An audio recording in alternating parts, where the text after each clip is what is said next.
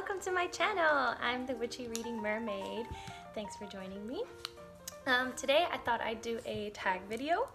I found this tag on a Book Utopia, Sasha, YouTube, and it's a video she posted a while ago. And but I thought I'd give it a give it a shot since it's a nice short one. So here we go. First question is, would you rather read series only or a standalone only?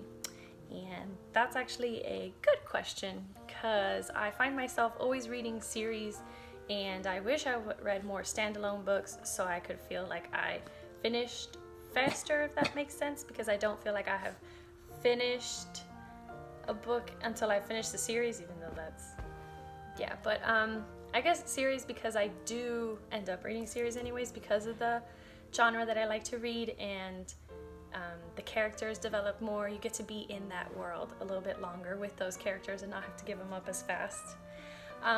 Second question is, would you read only female or male authors? And that's kind of a weird one. I like to think I read pretty balanced. I like, you know, everything from Sarah J. Maas all the way to Stephen King and in between. So if I had to choose, I guess I would choose female, just because most of the YA books that I tend to read are written by female authors, and I really like those. So I guess female, but it doesn't really make a difference to me. Third question is, would you rather shop at Barnes & Nobles or Amazon? Price-wise, I would have to say Amazon for sure. They always have the best deals. You can't beat a hardcover book for $5. But I do like to support my local bookshops, so I wouldn't say Barnes & Nobles. I have a few bookstores locally that I like. One is a used and new bookstore called the Book Lady Bookshop, so I love going in there. I've got a few pictures on my Bookstagram from there. And a new one I recently found is at eShavers Sellers Bookstore, and I really like them. They have new books, so they have a better selection. And both of them are shops inside of old vintage houses turned into bookshops. So it's basically like walking into someone's house and they just have like books in every room. So that's also amazing because I love anything vintage. Let's see. Fourth question. All books become movies or TV shows? And that's also tough because with movies, they have bigger budgets. Hey guys. My pups are here with me, and let's see if I can get them in the shot. Of course, Luna runs away. There's my Milo barking at everything. With movies, you get better, what was I saying? Better budgets, you know, more special effects, more, I guess, into it, but they're shorter, so they tend to, you know, cut out a bunch of stuff. Usually it's like important stuff, and that always sucks when you read a book and then you go to watch the movie and you're like, that didn't happen. Where's that stuff? That's not what happened. So with shows, I guess they might not have as big a budget at first, but they have more time to actually develop the story and give you more, I guess, closer to the book. It's the same thing as like with series or standalones. I rather have a show where I can continue to like live it instead of just watching the same movie and over again. It's not the same for me. Number 5. Would you rather read 5 pages a day or 5 books a week? And that's an easy one. I would so much rather read 5 books a week. I always wish I had more time to read. But you know, between my full-time job and then coming home and being a housewife, it's hard to carve out time for reading and spend time with my husband and do things around the house and maintain my job. But I do find time, and it's just, I definitely don't find time to read 5 books a week, but I really wish. That would be awesome. Number 6, would I rather be a professional reviewer or a professional author? And I think I would rather be an author, although I don't honestly ever see myself actually writing a book. I always enjoyed writing in school, and I like writing for fun. I have a ridiculous amount of notebooks.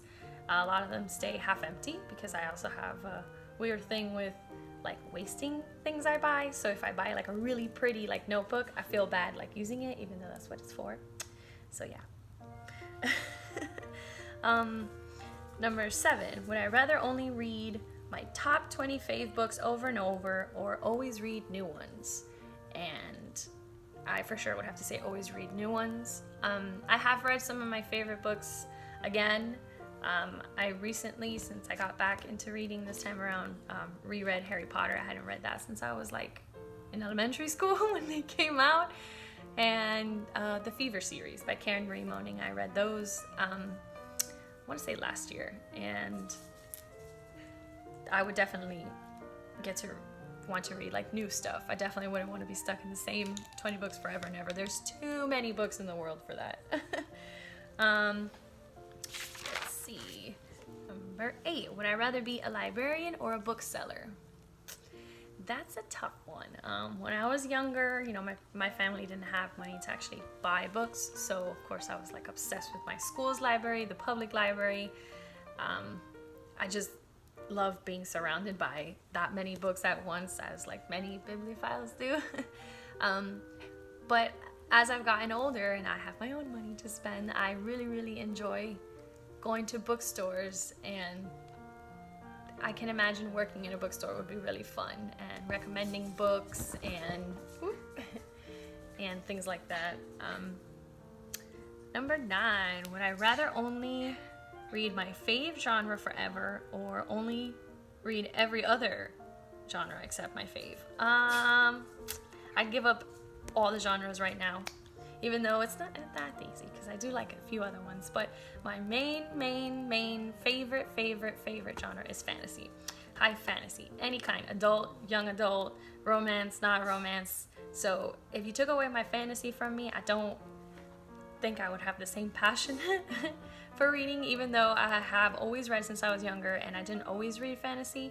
I read a lot of Stephen King when I was in middle school and things like that, so I can read other things, but I don't really like to read like contemporary or just romance. So yeah, I'd definitely rather read my fave genre forever. And last one, physical books or ebooks? And that's a no-brainer for me. I need to have a physical book in my hand. Not only is it just amazing, I like collecting my books, I like having my book in my hand, I like smelling my books.